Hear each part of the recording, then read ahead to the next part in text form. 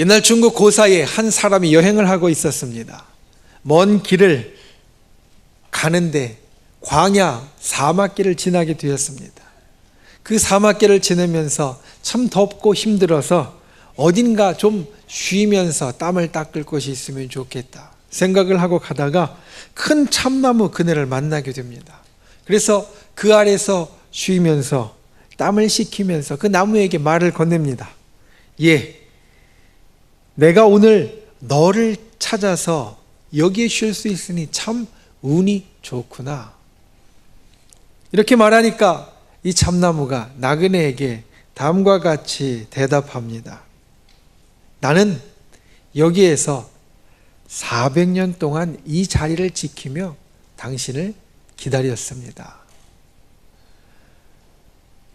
이 부활주일은 우리가 주님 앞에 기억하고 기리는 우리 기독교의 가장 큰 절기 가운데 하나입니다. 우리는 기독교의 여러 절기를 가지고 있지만 그 가운데 주님 앞에 아주 크게 지키는 절기들이 있습니다. 우리 신앙생활하는 오늘 이 자리에 참석한 분들은 항상 주님 앞에 예배하기를 힘쓰는 분들이지만 제가 미국에서 있다 보면 미국 사람들은 마음 가운데 신앙은 있는 것 같은데 교회는 잘 안 나오는 경우들이 많습니다. 그런데 그분들이 1년에 2번 교회에 꼭 나오는 날이 있습니다. 첫 번째는 성탄절이고 두 번째는 부활절입니다. 이 부활절은 분주합니다.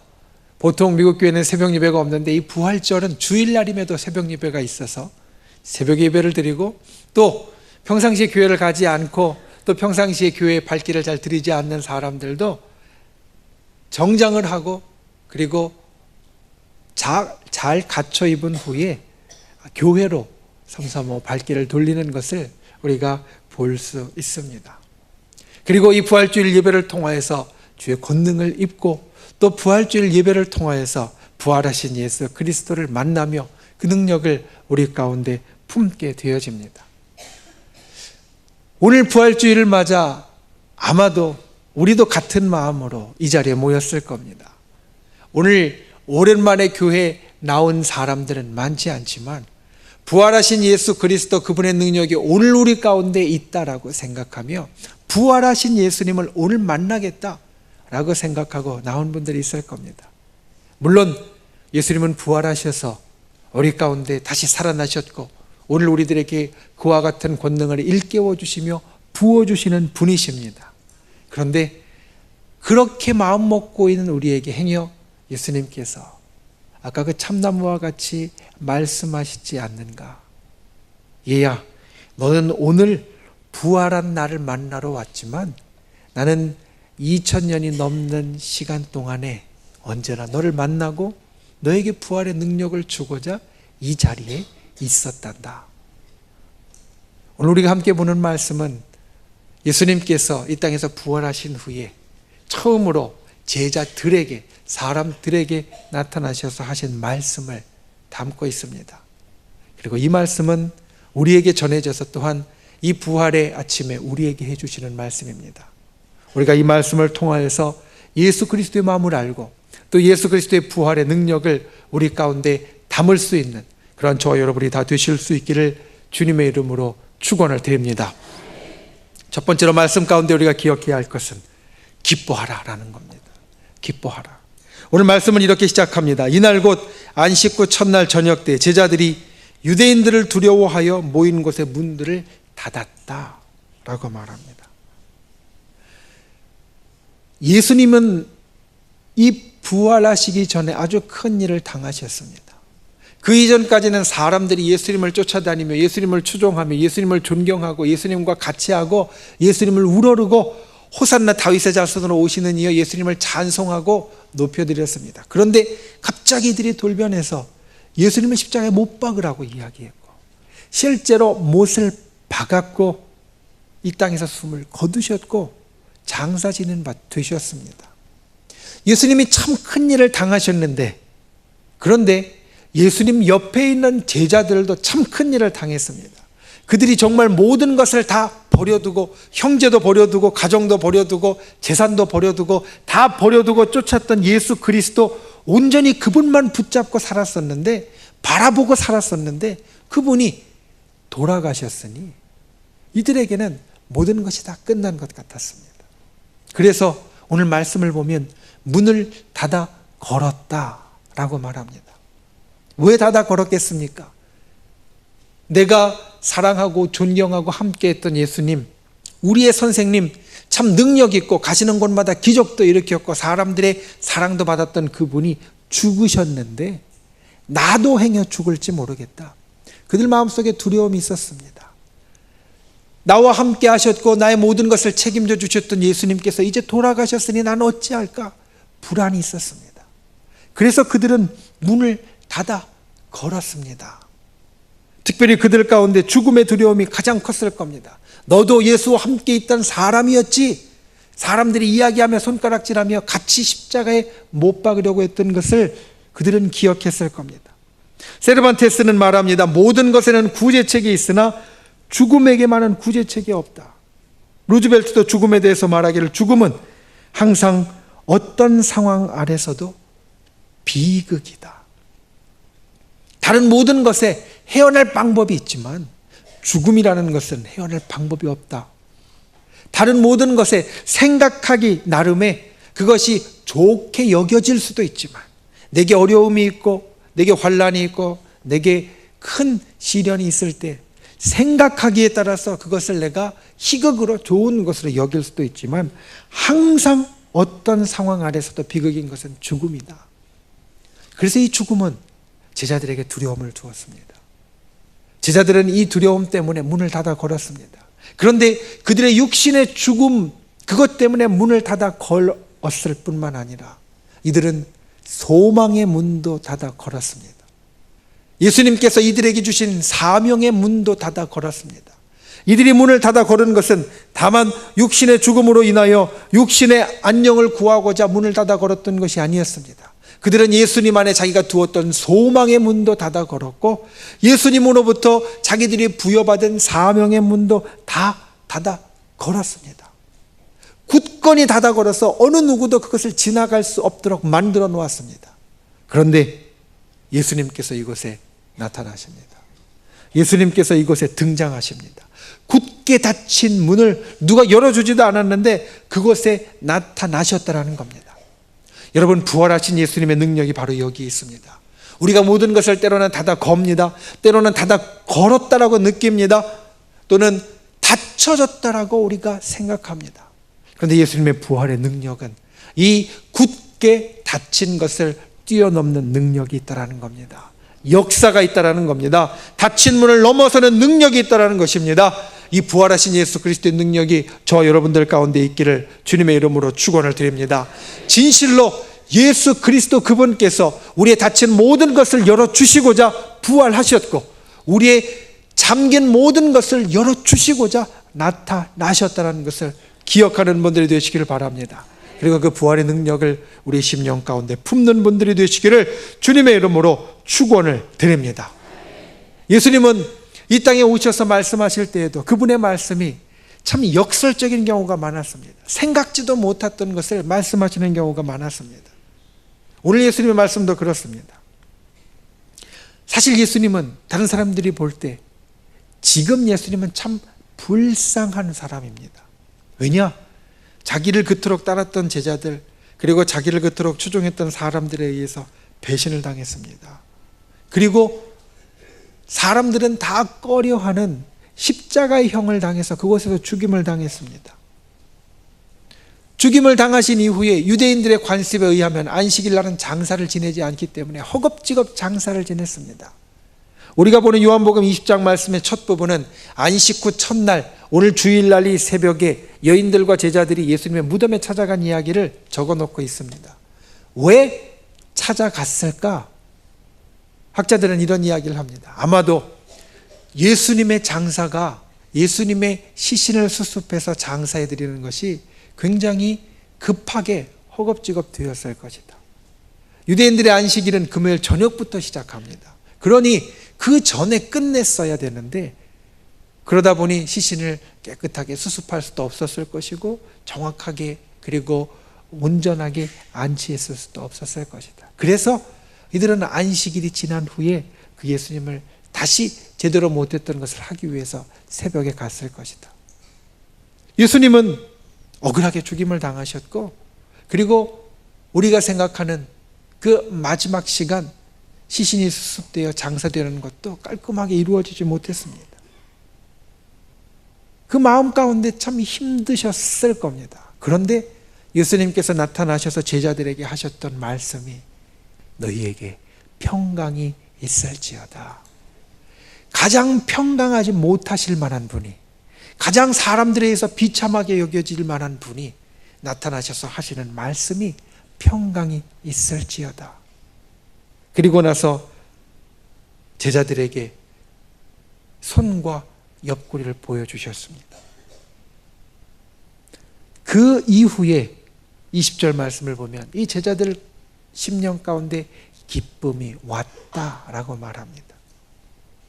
오늘 우리가 읽은 이 본문의 첫 번째 부분은 우리에게 있어서 우리가 어떻게 평안할 수 있으며 우리가 어떻게 기뻐할 수 있는지를 알려줍니다. 제자들은 예수님의 부활을 이미 알고 있었습니다. 요한복음 20장 우리가 읽은 본문의 그 앞에 말씀을 보면 그날 새벽에 무덤에 갔던 사람들이 예수님의 무덤이 빈 것을 보았고 그들 중에 일부는 예수님을 만났고, 그래서 그들이 뛰어와서 제자들에게 말합니다. 여인들이 나와서 말합니다. 우리 예수님께서 다시 살아나셨다. 제자들은 이미 예수님께서 살아나시는 것을 알고 있었습니다. 그런데 알고 있음에도 불구하고 그들은 문을 굳게 닫아 걸었습니다. 육신의 문도 굳게 닫아 걸었고, 소망의 문도 굳게 닫아 걸었고, 사명의 문도 굳게 닫아 걸었습니다. 예수님이 이미 부활하셨다는 것을 들었지만 그들은 여전히 숨어있는 자, 여전히 불안한 자, 여전히 두려운 자, 여전히 평안치 못한 자가 되어 있었다는 겁니다. 그들에게 나타나셔서 예수님께서 손과 옆구리를 보여주십니다. 왜 보여주셨을까? 이 말씀만 보면 그냥 보여주셨을 것이다 라고 생각할 수 있지만, 이어지는 24절부터의 말씀을 보면 예수님께서 도마에게 하셨던 일을 보면 예수님께서 손과 옆구리를 보여주신 이유를 우리는 알 수 있습니다. 그것은 바로 이 제자들로 믿게 하려 함이었습니다. 그들이 아는 것으로 두려움을 떨치지 못했고 불안을 떨치지 못했고 여전히 문을 굳게 닫아 걸고 있는 것을 보시고 아시고, 예수님은 그들에게 내가 정말 살아났다는 것을 믿게 하시려고 그와 같은 일을 하셨다라는 겁니다. 칼 세이건이라는 유명한 천문학자가 있습니다. 그는 천문학을 연구하면서 신앙에 대해서도 관심이 많았습니다. 그래서 평소에 하나님의 존재와 예수 그리스도에 대해서, 부활에 대해서, 영생에 대해서 이 목사님, 저 목사님과 함께 이야기를 나누는 것을 즐겨했습니다. 그런데 그는 골수암에 굴려 투병하다 62살에 죽을 때까지 결국 신앙을 갖지 못했습니다. 그가 목사님들과 이야기하면서 한결같이 했던 이야기가 다음과 같은 이야기였습니다. 증거가 없는 한 확실히 알 수 없습니다. 확실히 알 수 없는 한 믿을 수 없습니다. 그래서 그는 관심은 있었지만 끝까지 믿지 못하는 자가 되었다는 겁니다. 이 칼 세이건이 죽은 후 그의 아내가 그의 삶을 다음과 같이 회고했습니다. 나의 남편은 믿음을 갖고자 한 적이 없었다. 다만 알고자 했을 뿐이다. 물론 아는 것도 귀하고 아는 것도 좋은 것이지만 아는 것으로는 부활의 능력을 가질 수 없습니다. 여러분, 오늘 예수님의 말씀 가운데 우리가 이것을 기억해야 합니다.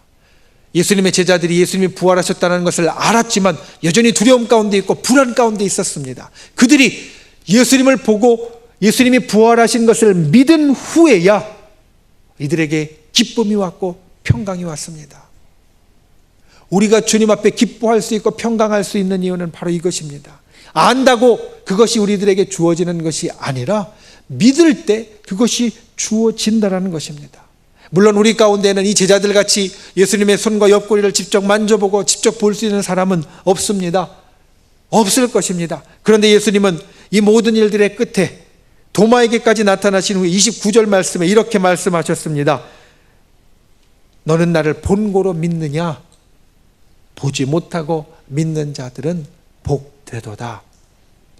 저와 여러분이 그와 같이 복된 분들이 되시기를 주님의 이름으로 축원을 드립니다. 우리가 믿어야 부활의 권능이 우리에게 나타납니다. 우리가 믿어야 부활의 능력이 우리 가운데 일어납니다. 우리가 믿어야 예수 그리스도의 부활이 나의 부활이 되어집니다. 우리가 믿어야 내가 아는 것이 나의 삶에 역사하게 되어진다라는 겁니다.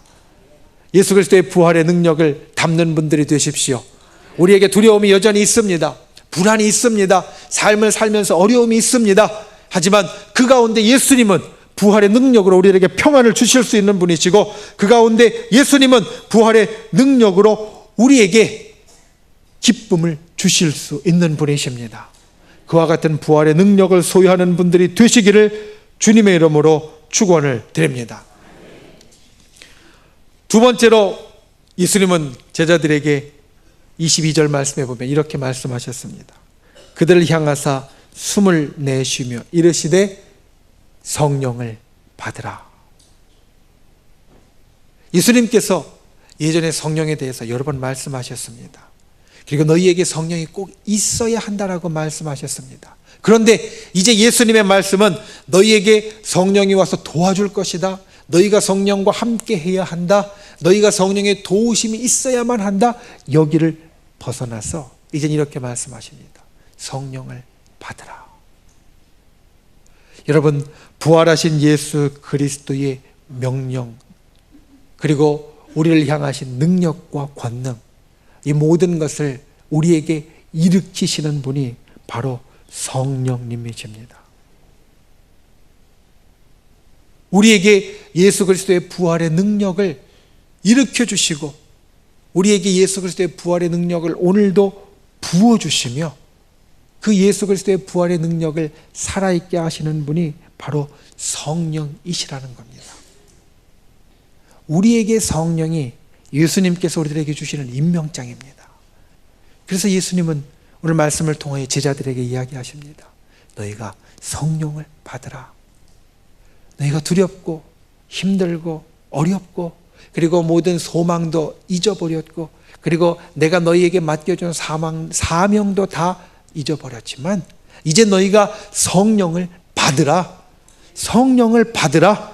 숨을 내쉬면서 이 이야기를 하십니다. 숨을 내쉰다는 것은 생명을 부어주셨다는 겁니다. 창세기 2장 7절에 예수님께서 처음 사람에게 숨을 내쉬며 주신 것이 생기였고, 에스겔서 37장에 보면 마른 뼈 골짜기 그 가운데서 일어날 그 군대에게 하나님께서 주신 것도 이 숨을 불어넣어 주시면서 생기를 불어넣어 주셨습니다. 그리고 그들이 살아있는 자가 되었고 다시 이 땅에서 살아가는 자가 되었습니다. 오늘 제자들도 마찬가지입니다. 숨을 내쉬며 가라 이르시되 성령을 받으라. 그 앞에 말씀을 보면 예수님께서 이렇게 말씀하십니다. 아버지께서 나를 보내신 것 같이 나도 너희를 보내노라. 예수님께서 우리를 이 땅에 보내셨습니다. 그런데 보내심에 임명장이 있어야 하는데 우리가 하늘나라를 대표하고 예수 그리스도의 부활의 능력을 가진 자다라는 임명장이 있어야 하는데 그 임명장이 바로 성령이 되어 주신다라는 겁니다. 여러분이 성령을 사모하는 분들이 되시기를 바랍니다. 성령으로 충만한 분들이 되시기를 바랍니다. 성령을 붙잡는 분들이 되시기를 바랍니다. 그래야 부활의 능력이 우리 가운데 나타납니다. 그래야 부활의 능력이 우리 가운데 살아있습니다. 그래야 부활의 능력대로 하늘나라를 대표하는 자로 이 땅에서 살아갈 수 있습니다. 성령은 남은 자를 위한 영입니다.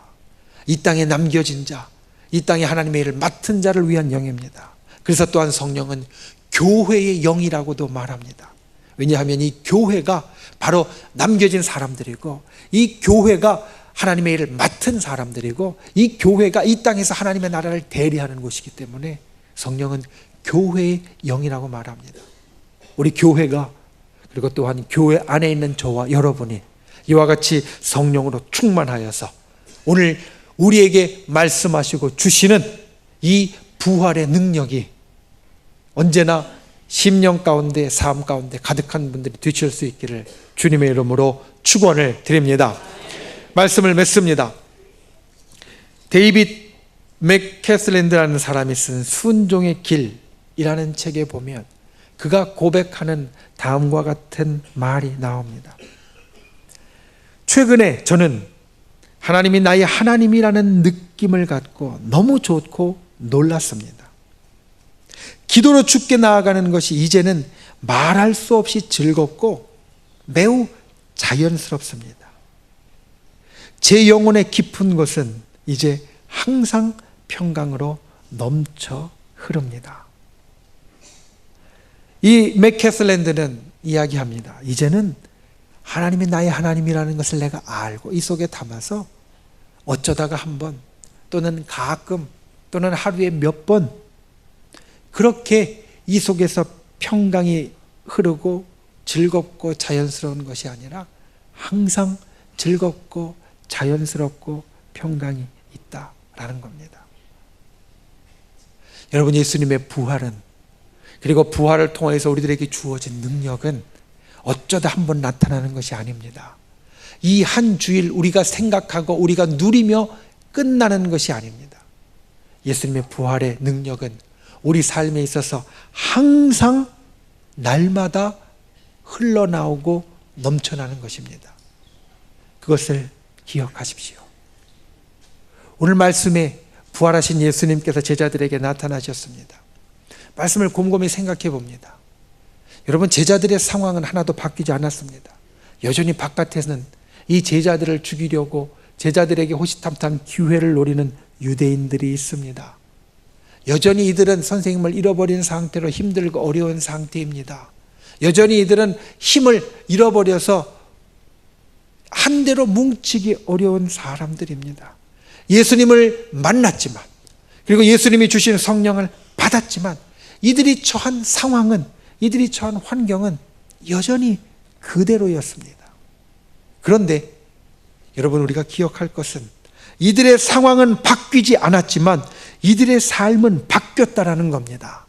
두려움 가운데 있었지만 기쁨으로 바뀌었고, 불안 가운데 있었지만 평안으로 바뀌었고, 문을 닫아 거는 무능력 가운데 있었지만 이제는 밖으로 뛰어나가는 능력의 삶으로 바뀌었다라는 겁니다.